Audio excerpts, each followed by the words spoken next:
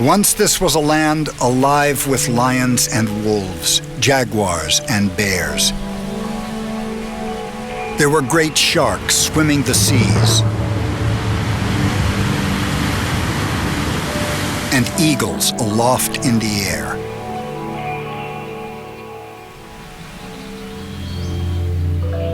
This was a world patrolled by great predators.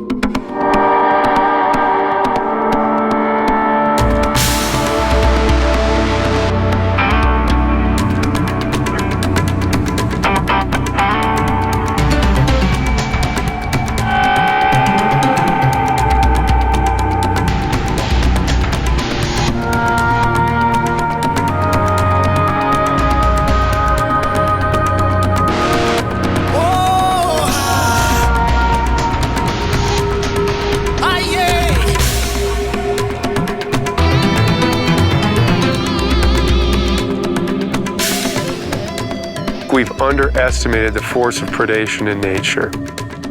I mean, we almost eliminated it. We've almost eliminated it from the globe. And this was one of the strongest forces we have in nature. Restoring this function in nature, I think, is very important. It's one of our biggest challenges to humanity, because the simplest answer, the easiest answer, is to just get rid of them. They are very, very hard animals to live with.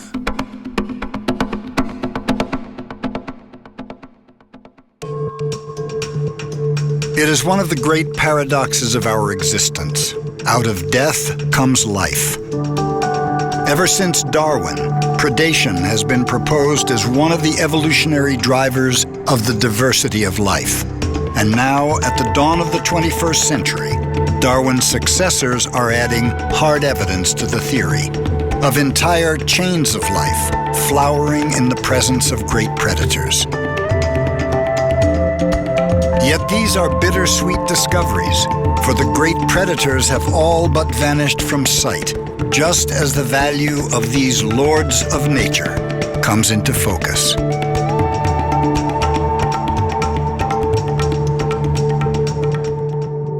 Leading scientists working around the globe are now learning that these much-feared predators may in fact hold a key to life itself. They find it is the presence or absence of top predators that affects the health of an entire ecosystem. And in one of these places, a place called Yellowstone, scientists have found a heartening glimpse of rebirth with the return of its top predator.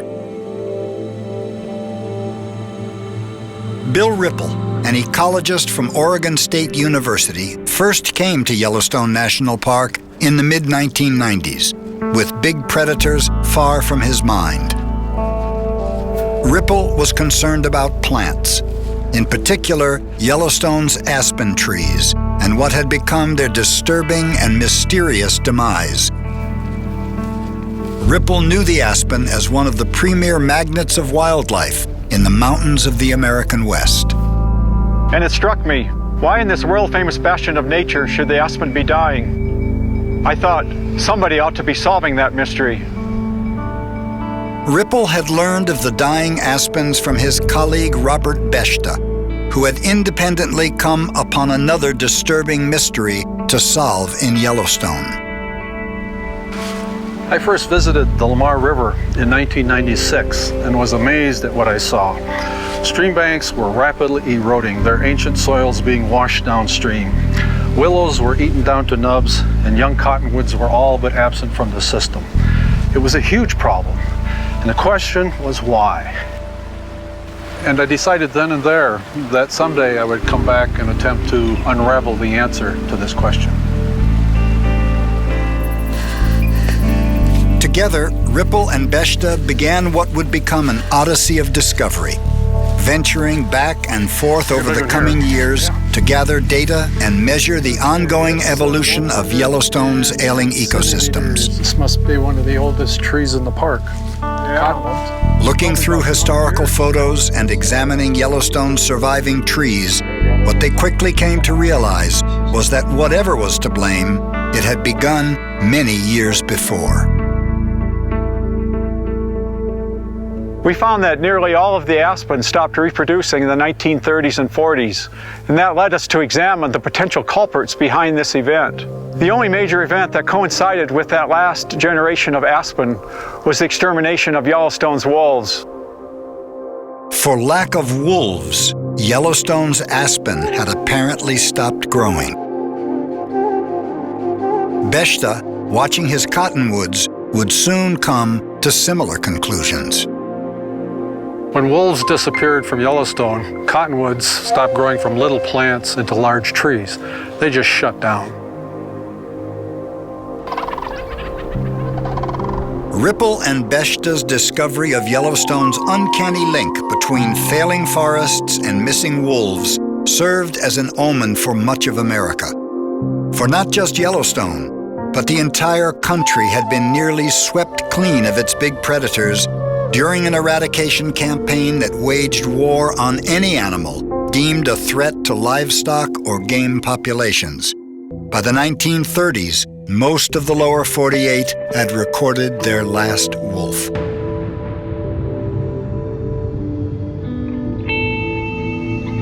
I grew up in a ranching family, and we've been very much a part of this history of eradicating predators.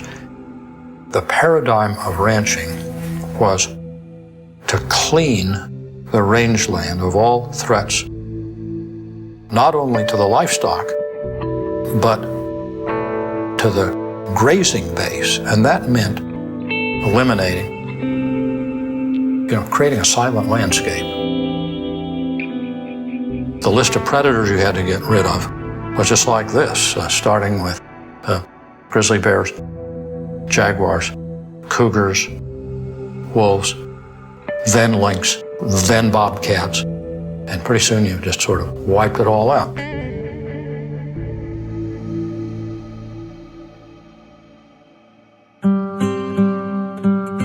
One man above all, the naturalist and writer Aldo Leopold, would capture the ambivalence of American society toward its most controversial predator. In his groundbreaking 1944 essay, Thinking Like a Mountain, Leopold penned what to this day stands as one of our most eloquent and celebrated paeans to the wolf, a wolf Leopold himself had helped shoot. In those days, we had never heard of passing up a chance to kill a wolf. In a second, we were pumping lead into the pack, but with more excitement than accuracy. How to aim a steep downhill shot is always confusing. When our rifles were empty, the old wolf was down. We reached the old wolf in time to watch a fierce green fire dying in her eyes. I realized then, and have known ever since, that there was something new to me in those eyes, something known only to her and to the mountain. Leopold's views on predators evolved across a lifetime. He started out with a view, like most people of his time and age, that, as they used to say, the only good predator is a dead predator. And he carried that out as part of his official activity with the Forest Service. But it did not take long, maybe about a 10-year period during his middle career, where he began to shift that view on predators. Kurt Miney has traced the changes in Leopold's views that came with the emergence of ecology, the study of nature's myriad and vital connections. As Leopold himself helped to develop this new science, he would apply its principles to forestry and to wildlife conservation, and he would communicate those principles to an ever-widening audience of readers. Before 1927, 1928, people didn't think about food webs and food chains much. They didn't think about the connections between plants and animals in the landscape. If you're managing forests, you're managing trees. If you were managing game populations, you were focused only on a few species. So it was really only in that period at the late 20s when this new science of ecology began to lift the veil, as Leopold said, on a new and much more complex view of the natural world. And with Leopold's urgings, that complex view increasingly began to include nature's topmost predators. Leopold traveled extensively, examining the relationships between predators, their prey, and forests.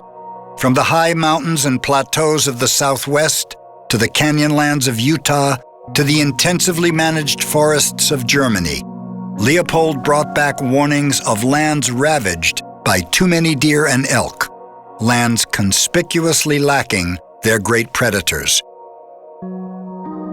There was no escaping the specter of forests damaged and weakened by the dense herds, a grim reality Leopold would discover as well at home on his farm in Wisconsin. In one of his field note entries, he notes the deer trails that are running through the area in front of the shack and how all the trees along those trails have been browsed to death, all the young trees that he planted. Christina Eisenberg is a Leopold scholar at Oregon State University and a conservation biologist, re-examining Leopold's controversial observations of the interactions between wolves, their prey, and forests. With the encouragement of Nina Leopold Bradley, scientists like Eisenberg have continued the elder Leopold's work at the farm, near the well-known converted chicken coop that he fondly named the Shack. Eisenberg notes that the impacts of high deer populations on forest growth, the phenomenon that Leopold described 60 years earlier, can still be seen. All chewed. So everything here, not just the aspen and the white pine, is showing anything that's edible to deer is showing a browse line. And it got browsed every year. So it's about 1 meter in height, and it's about 4 years old at least. An aspen tree, if it's left alone, it'll grow 1 meter a year. So a 4-year-old aspen, it'll be like about that tall.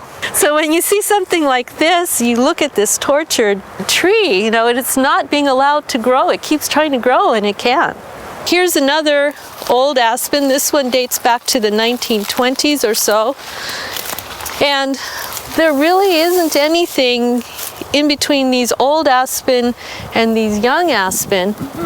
And this is because of too many deer, and deer that are not afraid to stand around and just eat. So if wolves were in this system, although Leopold's hypothesis is that you would not see a stand that looked like this. You would get a lot of very different age classes happening in here. So Leopold steps forward, starting in the early 1940s and through for the rest of his life until his passing in 1948. He would become a well-known public figure, arguing for this more careful management of the deer herd and even allowing the wolves to be tolerated. At the time that Dad was advocating saving the wolves,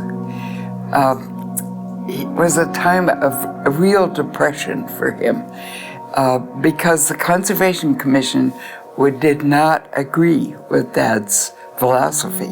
If we could keep them here, then they could continue to play this role as a partner in the evolutionary drama, as he would sometimes put it, of coexisting with the deer populations and, of course, with the people who had settled this part of our state and this part of our region.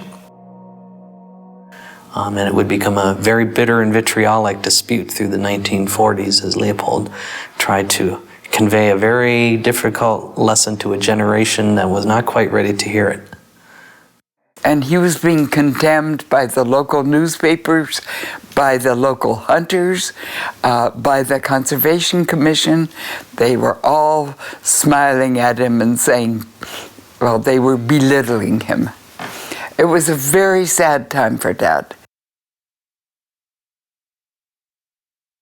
He began, however, to find a new way of speaking, and this is a very important part of the drama, the political drama of that period. And it wasn't any longer just to manage for this or that resource, or for maximizing timber or maximizing the deer herd. He began to talk about land health as the goal, saying that the goal of conservation should be to increase the capacity of land for self-renewal. And by that he meant the soils, the waters, the plants, the animals, and of course our own human communities. And that was a revolutionary new definition of conservation.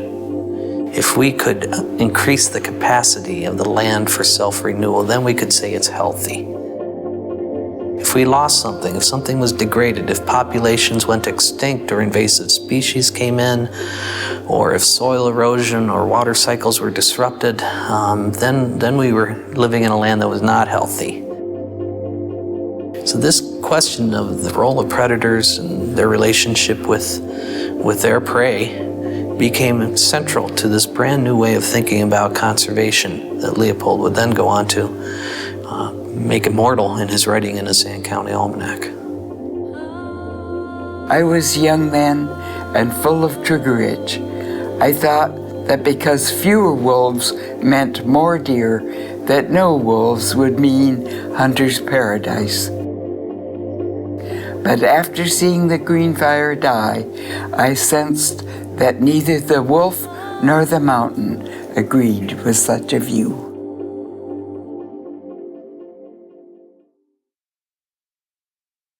Well, I still remember the first time I read Sand County Almanac as a kid, because he was living and working in his early phase in Arizona, the very landscape in which I grew up, and hit me like a bolt of lightning. It made me all of a sudden look around on this landscape. I said, my God, it really was different, and it really was better. And it just kind of stuck with me until I finally had a chance, 30, 40 years later, here I am in a position to do something about it, to make up for the mistake. And of course, he was the first guy to propose the restoration of wolves in Yellowstone.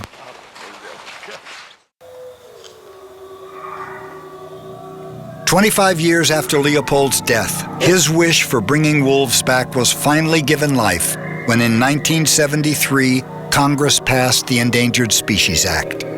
The act aimed to prevent species from going extinct, not only by bolstering their numbers, but by helping those like the wolf reclaim lost lands. The Endangered Species Act was a wonderfully far-sighted declaration of national policy, because the need to restore endangered species, not just by not shooting them, but by taking affirmative steps to reoccupy a suitable habitat. Those steps to restore wolves to their former habitats have since led to a small population of red wolves living again in North Carolina. The Mexican wolf of the Southwest has been revived from a captive population of just 7 animals to about 50 wild wolves now struggling to regain their home in the Blue Range of the Arizona-New Mexico border. And there are now more than 1,500 gray wolves cautiously spreading to old haunts in the northern Rockies.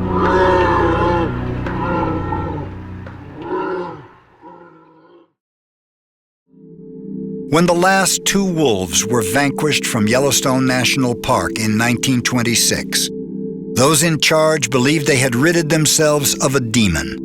What they were soon to learn was that they had, in fact, released one. Soon after the wolves' demise, the elk herds of Yellowstone burgeoned and began chewing their way through the park's streamside forests and shady groves of aspen. Yellowstone's managers, with their park under attack, struggled to stem the damage. Over the decades, they trapped and transplanted, and even resorted to shooting Yellowstone's elk. And still, no sprout survived. No new forests were to grow. In the winter of 1995 came a revolution that was to shake the troubled ecology of Yellowstone to its foundations. After 70 years of absence, wolves were released in central Idaho and in Yellowstone. The wolf's return was one of the great stories in the history of wildlife conservation, and it was only the beginning. Life in Yellowstone was soon to take a dramatic turn, not only for its elk, but for the myriad plants and creatures who shared this ailing web of life. Ecologists have long wondered how ecosystems are structured, and there are many factors at play. And certainly, predation is one of the dominant factors structuring ecosystems. Of all the scientists witnessing the unfolding drama around Yellowstone's returning top predators, Doug Smith, director of Yellowstone's Wolf Reintroduction Program, has the best seat in the country. The Park Service's policy is to restore natural conditions. And it's arguable, how could you do that without the top carnivore in place? So I've been here since the beginning, since we released the wolves. I've been following them weekly throughout that whole time period. And you get a hunch immediately that things are different with wolves as compared to without them. The Leopold pack, this is the alpha male. We put him down at 5 to 7 years of age. He's missing some teeth here. He's also coming out of the drug. This is one of the most stable packs in the whole park. They've had black-tailed deer plateau as theirs since 1996. So he's an old man. He's competing with other packs, and he's bringing down elk and bison and deer. This time lapse at a wolf kill in Canada's Waterton Lakes National Park offers a prelude to what was soon to become the daily spectacle in the new kingdom of Yellowstone. With elk falling prey to Yellowstone's burgeoning wolf packs, the park suddenly became a scavenger's banquet. Coyotes and foxes, grizzly bears and black bears, eagles and vultures, crows, magpies, and record gatherings of ravens, all of them, plus 57 varieties of beetles, were found feasting on the wolves' leftovers. But it was not just the meat eaters who would ultimately profit from the wolf's homecoming. Perhaps one of our most significant findings of having wolves back in Yellowstone is their effect on elk. And we don't know if this is a behavioral effect or a numerical effect, or possibly both. But we think that wolves impacting elk in one of those ways has impacted the vegetation. With wolves back in Yellowstone, we had a rare opportunity to measure the impact of this top predator in a system that for 70 years had been dominated by its major prey, the elk. We wanted to know how aspen, cottonwood, and willow might respond now that elk were adjusting to the return of the wolf. And amazingly, after 70 years, these stunted trees and forests began to grow again. Wow, this cottonwood's 5 meters tall. That's pretty amazing growth. This aspen sprouted in the very early 1900s when wolves were still part of this ecosystem. And it stood here alone for more than a half a century without any new sprouts surviving to replace it.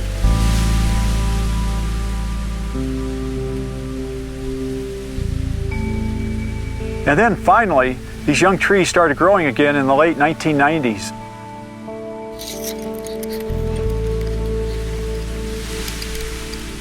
We were hard-pressed to find anything in the record of climate or even in Yellowstone's fire history that might explain why these aspen waited until the late 1990s to finally begin to grow. 1, 2, 3, 4, 5, 6, 7. Growing quite well. Yeah, and that one, the visibility is really bad.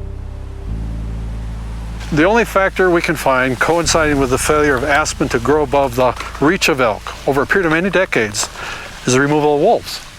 And the only factor we can find for aspen to so suddenly take off is the return of the wolves.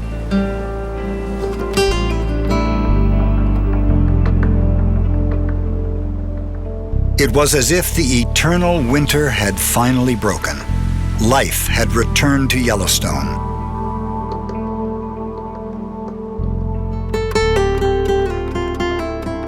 The ongoing transformation of Yellowstone is an ecological chain reaction that may well be triggered by the killing power of the wolf. More amazing still, it may also be that the wolf is exerting much of its power without even taking a bite.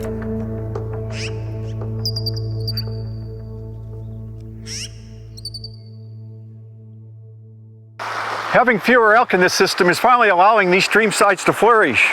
But there's another force of life imparted by wolves that we think may be just as powerful, and that force is fear.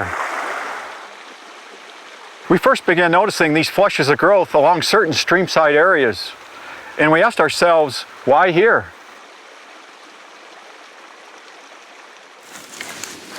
Well, based on our observations and data, we came up with an answer. There are places where elk, which can outrun wolves on the flat, seem to lose this advantage. In some of our streamside areas, it appears to be much harder for elk to either detect the presence of wolves or escape from them. Notice this tangle of wood on the ground and imagine how an elk might view this obstacle if it had to escape attacking wolves. But we have 2 cow elk that were killed by wolves here.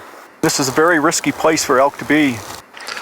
And that can make the difference between a sapling that never gets above knee height and one that grows like this.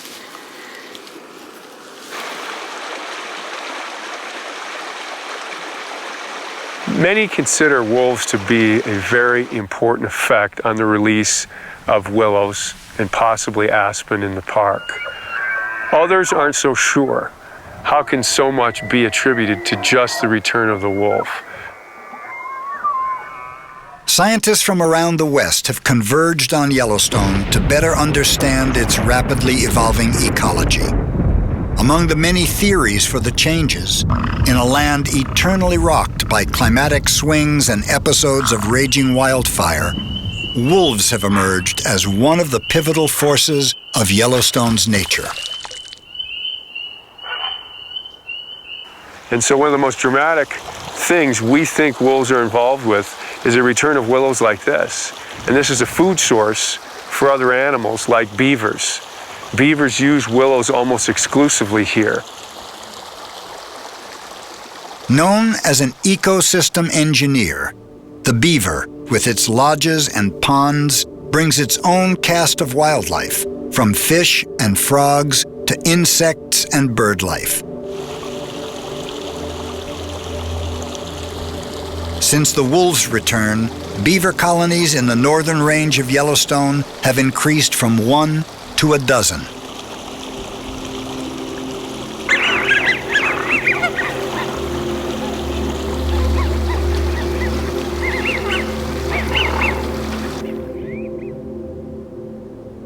Other rare natives of the park appear to be prospering as well. Since the wolves returned, Yellowstone's struggling herd of pronghorn antelope have begun to recover. Where the wolves are busy running down trespassing coyotes, which once preyed heavily on young pronghorn, the pronghorn are now busy raising fawns.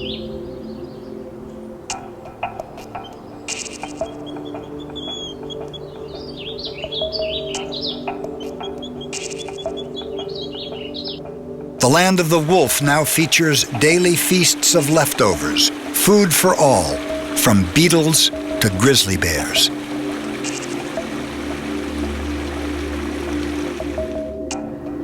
For some, like Ripple and Beshta, the return of the wolf has triggered a healing in a 70-year sickness.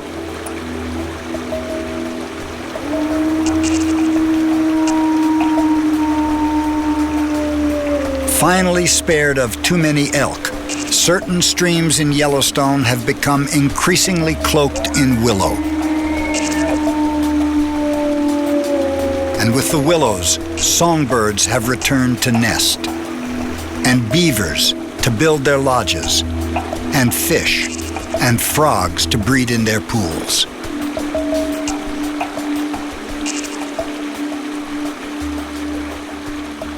And so I know of no one who wouldn't agree with this statement, that Yellowstone with wolves is dramatically different than without them. In many ways, it can be likened to a rock at the edge of the cliff that's been sitting there for decades, waiting for this release in vegetation to occur. It took wolves to push that rock off the cliff.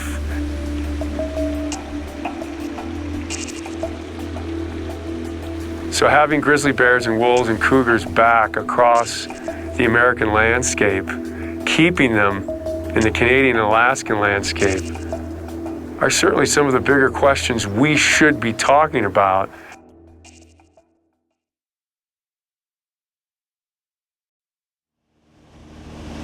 These are questions that go beyond the science of top predators to the art of living among them.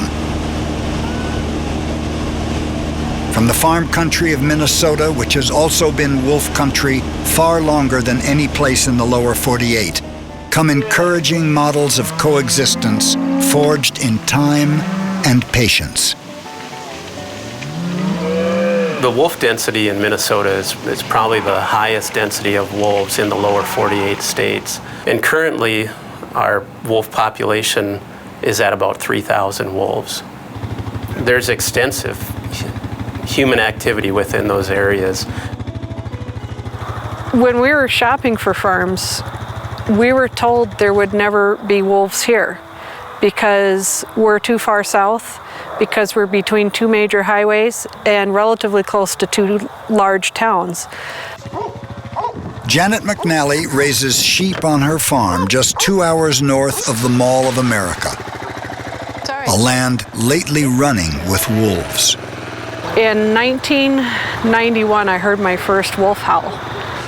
And after I picked my jaw off my chest, I sat there thinking how cool it was, but oh my, what's next? You know, it's like I knew that I was going to have trouble.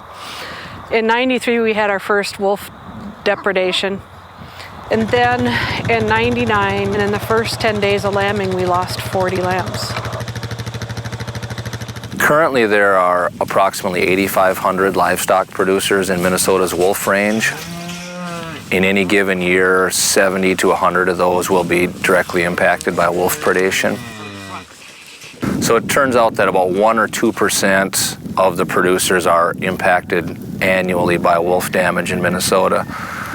So when you look at it from that perspective, it's not a huge impact to Minnesota agriculture, but if you're one of the producers in that 1 to 2%, the impacts can be significant if it's your livestock that are being killed by wolves. We understand that wolves are not cuddly animals. They have big teeth, and they love to eat things, and that's okay because that's what they're made to do. And along with that, we understand that if we have livestock in an area where there are wolves, we have to protect that livestock. But we don't just protect it by shooting wolves, we protect it with guard dogs, we protect it with fencing, we protect it with good animal husbandry techniques and management techniques to take care of those animals. Way to me. Misty, Fern, come here. Come on, come on. There's actually two types of dogs we're using here. We're using a border collie whose sole job is to move the sheep around. And then the other dog is the guarding dogs, and the only job they have is just to protect the sheep. They don't move them or anything like that. They are just there to protect them. The most important thing we can do when we're faced with a pack of wolves is to bring the sheep together, to consolidate them and put all the dogs in there with them. We can actually stop wolf depredation overnight. Wait a minute. A third element to this is that we started using electrified netting. And then the last thing is to just keep them moving. We use rotational grazing. It's a part of our grazing management, but we found that when predator populations are high, it's actually a good management tool from the standpoint of preventing depredation too. And it has a twofold benefit. We're managing the forage better, and we're also managing our predator situation better.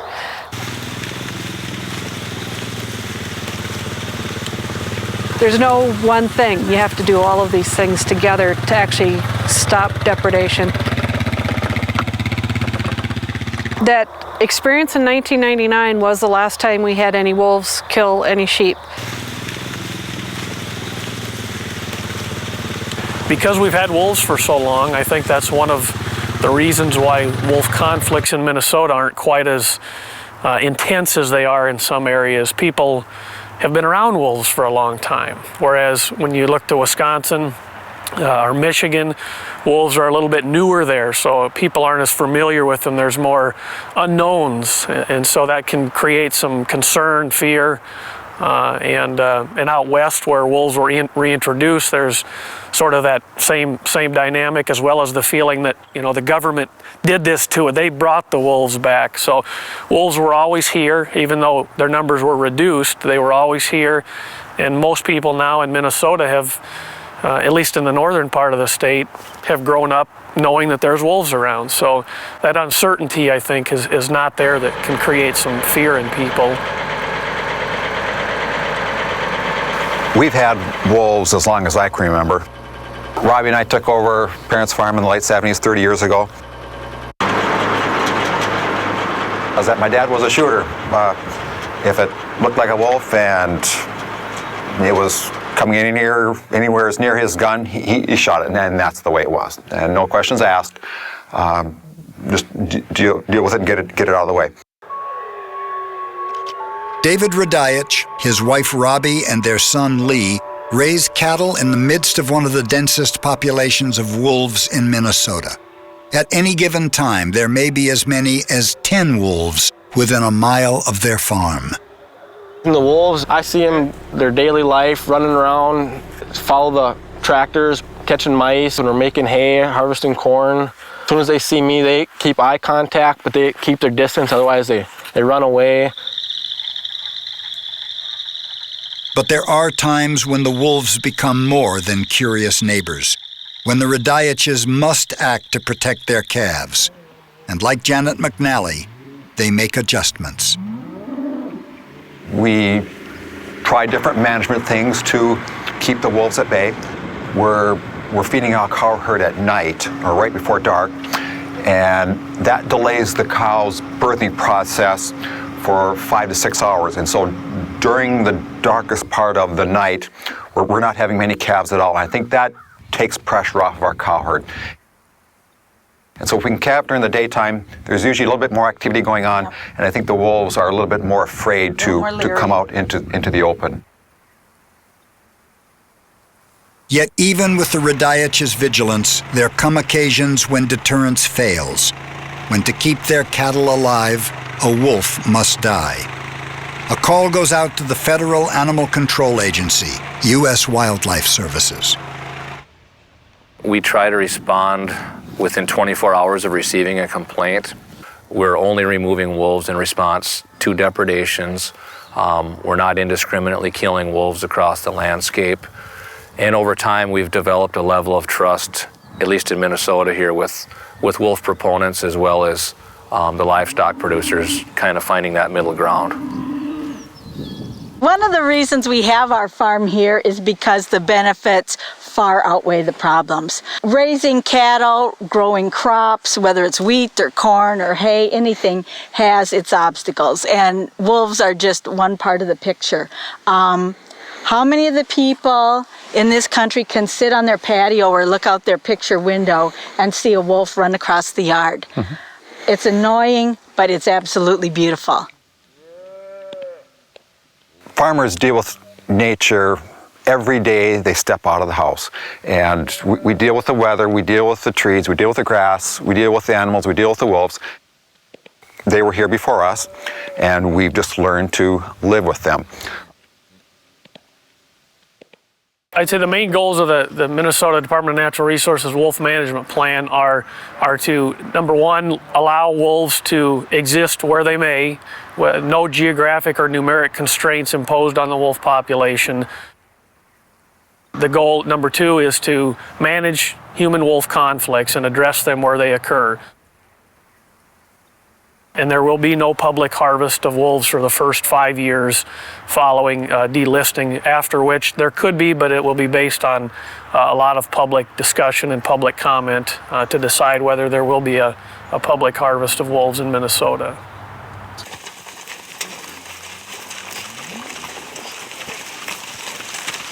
Over the past decade, Minnesota's farmers have reached a healthy equilibrium with wolves, founded on vigilance and respect. And that respect extends to another North Country institution, the Minnesota deer hunter. Deer hunting is a crazy passion here in Minnesota. We have a little over 1 million deer in Minnesota, and every year we have about 500,000 hunters that go into the field chasing those deer. With all the wolves, do we have terrible hunting? The answer is no.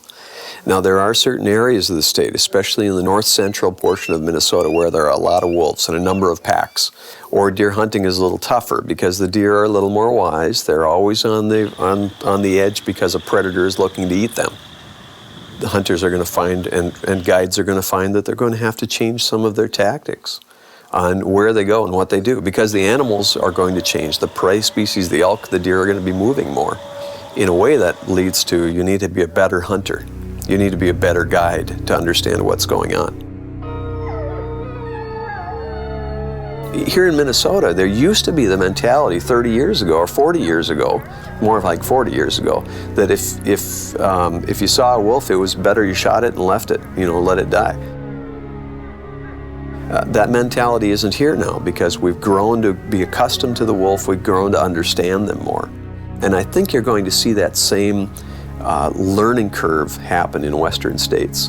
I would hope so, because it is a majestic animal. It does have a place in our natural resources. It does have a place in our environment today.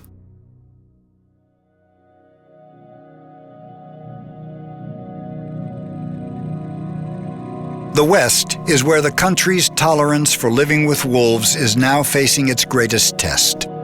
It is a land of great potential for the large carnivores, big on space and rich with prey. But it is also a land where livestock still rules the open range. It is a land of raw human emotions, infused with fear and distrust, ingrained from generations past.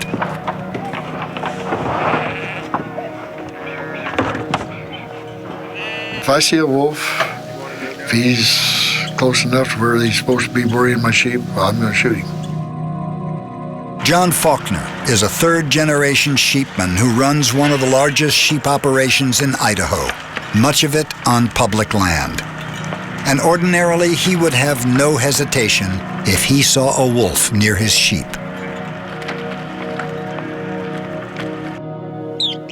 But in the Wood River Valley of Idaho's Sawtooth National Forest, John Faulkner and other sheep ranchers are attempting a different approach toward keeping sheep and wolves apart without deadly bullets.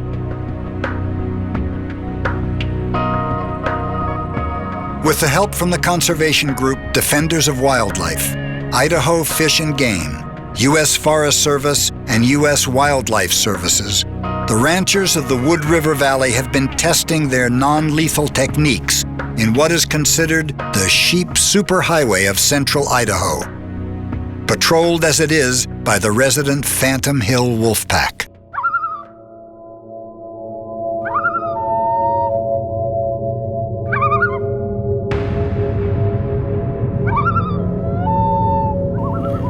On the hour, every hour, get up and turn my telemetry on, see if there are any signals from the local wolves that have collars. And I'm switching between the alpha male and the alpha female, which are the two wolves in the pack that have collars. I can only pick up signals from wolves that are wearing the radio collars.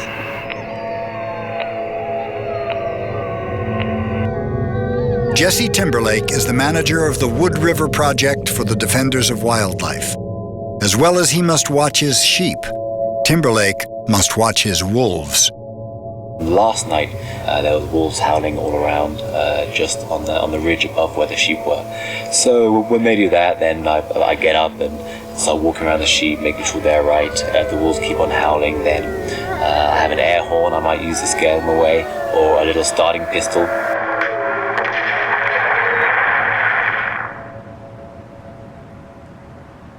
For more than a decade now, since wolves returned to the Rocky Mountains, the defenders of wildlife have been paying ranchers to compensate for their losses. Here in the Wood River Valley, where the losses were once more frequent, they've lately found that new precautions have largely precluded those payments. It's going to cost them more money to pay off us than what they're going to spend on their 2 people they had out with that one band over there. This year we didn't have any trouble over there but one, and they weren't there that night. Are they done? And the herder saw 4 or 5 wolves the next morning. Another collaborator in this groundbreaking experiment in non-lethal wolf control is Mike Stevens of Lava Lake Lamb, whose introduction to raising sheep in wolf country was a lesson never to be forgotten. In 2002, we had wolves come into that sheep band in 3 successive nights, and they killed a total of 18 ewes and lambs. So that was a pretty big wake-up call for us. Then we started implementing a number of proactive measures at that time. That turns on the alarm, which has this high-intensity strobe light and 2 speakers that have noise that changes.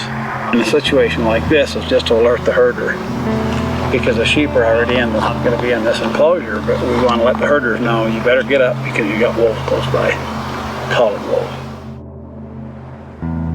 In the northern Rockies, where some perceive wolves as the biggest threat to livestock, the facts tell a different story. Wolves have been found responsible for less than 1% of the region's sheep and cattle losses. Far more dangerous are disease and bad weather. Even the domestic dog, man's best friend, is recently on record for killing 5 times as many livestock as their wild cousin, the wolf. And so our view about wolves was that certainly they present some challenges for our operation, our sheep operation. We're running about 5,000 sheep over a very large area. But we also recognize that wolves are an important part of a fully functioning ecosystem. And so when we first found that we had lost sheep to wolves in 2002, our first instinct was, well, what is a way that we're going to be able to coexist with these animals? And we have pretty successfully, in all those years, since 2002 through 2008, we've had 0 depredations with the exception of 2005. And in every one of those years, we've used some combination of approaches, including use of telemetry, really close communications with the agencies in order to understand what the wolf packs were doing, and then the use of flattery, night watches, etc., to deter the wolves from coming in. And we've had a number of instances where tracks were seen or wolf howls were detected within quarter mile or less of the sheep band. Wolves will continue to be present in the landscape, and so we believe that implementing these methods and approaches is necessary regardless of the legal status of wolves. And so it's been fabulous from the standpoint of people, working together to come up with a single outcome of let's reduce the impact of wolves on the sheep operations, and then subsequently reduce the impact of wolf control or predator control on the wolf population. And to have just the loss of 1 sheep in a summer of grazing is pretty remarkable. Whether it's wolves or bears or mountain lions, other coyotes, other predators also live within the system too. And so it's been a remarkably good year for the livestock operators as well as for the wildlife, the predator populations. The Idaho experiment in coexisting with wolves comes at a time when top predator science increasingly confirms its far-reaching importance. Since their discovery of the wolves' healing role in Yellowstone, Bill Ripple and Bob Beshta have been exploring other ecosystems and finding similarly vital connections to their predators. Following the literary trail of Aldo Leopold, the two ventured to Zion National Park in Utah, where Leopold had warned of deer massing in destructive densities. It's just an incredible place as you look up at these valley walls. But as you begin to bring your eyesight down into the valley bottoms and you begin to look at what's happening along streamside areas, there's an ecological tragedy taking place today, and it's been going on for the last 60 to 70 years. That tragedy had ironically been triggered with the crowning of Zion as a national park in 1919. With the coming swarms of tourists went Zion Canyon's top predator, the cougar. And with its big cats all but missing, came swarms of deer to Zion Canyon. Ripple and Beshta found an ecosystem badly wanting for more cougars. Every year, the large cottonwood trees in Zion National Park put out millions and millions of seed. And across the sandbanks or along the river margins, at least some of those will establish and grow. However, they get eaten off by the mule deer in the system, and they will reach this brushy stage here, but will never get any higher than this. Eventually, this plant will die. With the cottonwood's death, the stream sides of Zion, like those of Yellowstone, began to crumble. And as they crumbled, they receded ever further from their life-giving forests, an insidious cycle of dying trees and sloughing stream banks, each feeding the demise of the other. So we disconnect the river from the streamside plant community. Any of the animals, such as the lizards, the toads, or the amphibians that would normally use that habitat have a tough time living in those environments. In addition, the shade that these trees used to provide to the river has disappeared. The trees now are way back from the river, and we get direct sunlight into the river system. So we begin to affect aquatic species, such as fish, that live in these systems. But how to know if the missing cougar was ultimately at the root of Zion's problem? To Ripple and Beshta's good fortune, the park still harbored quiet sanctuaries, remote from the bustle of Zion Canyon. And one of those lay only 9 miles away as the raven flies, in a place called North Creek. This place here is very remote. There's no cars, no roads. Very few people get in here. Cougar are scarce in Zion Canyon, common here. As the two scientists set about their now familiar routine of measuring trees and stream conditions, it quickly became apparent that North Creek held a richness of life far greater than its trees.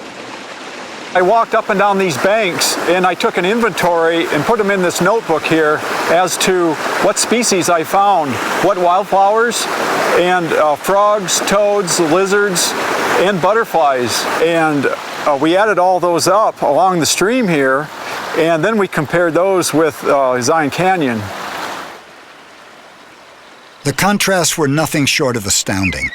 In their samples of North Creek, Ripple and Beshta counted 47 times as many cottonwood trees, 5 times as many butterflies. North Creek held as many as 200 times more toads and frogs. It harbored cardinal flowers and asters by the hundreds, where Zion Canyon harbored few. So these results are really dramatic.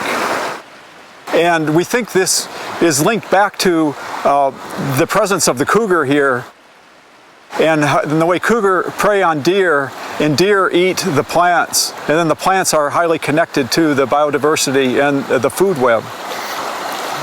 So one of the key points that we're finding for maintaining ecosystems is to have a presence of a top predator in the system, whether it's cougar in a mule deer system like Zion, or whether it's wolves in an elk system like Yellowstone National Park. The presence of that predator is crucial in maintaining that system through time.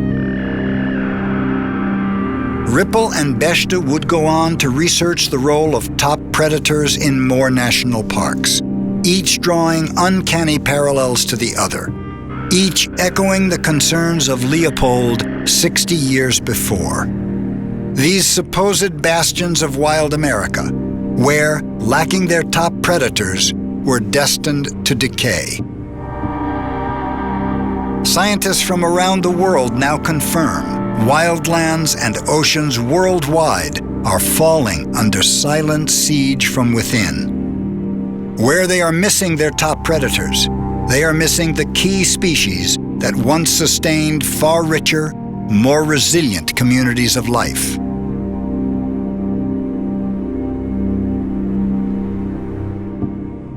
Yet some of these wounded ecosystems still harbor hopes for healing.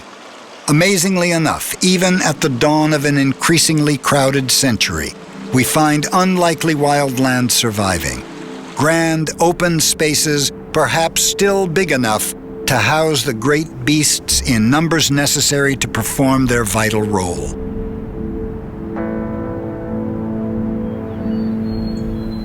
But most promising of all, there is healing to be found in humanity's awakening spirit of compassion. With a few concessions to the great predators with which we once intimately shared this planet, a more vibrant and wholesome life on Earth could once again be ours. The mountains and canyons are calling for their wild hunters to come home. There may still be room enough out there, if there is room enough within the human heart.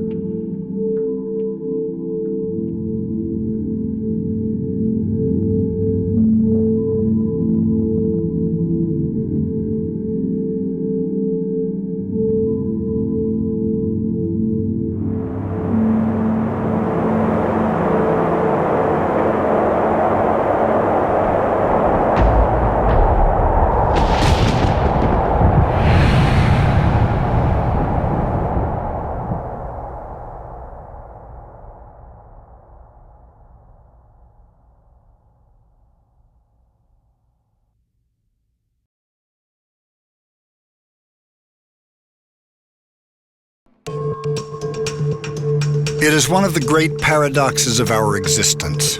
Out of death comes life. Ever since Darwin, predation has been proposed as one of the evolutionary drivers of the diversity of life. And now, at the dawn of the 21st century, Darwin's successors are adding hard evidence to the theory of entire chains of life flowering in the presence of great predators.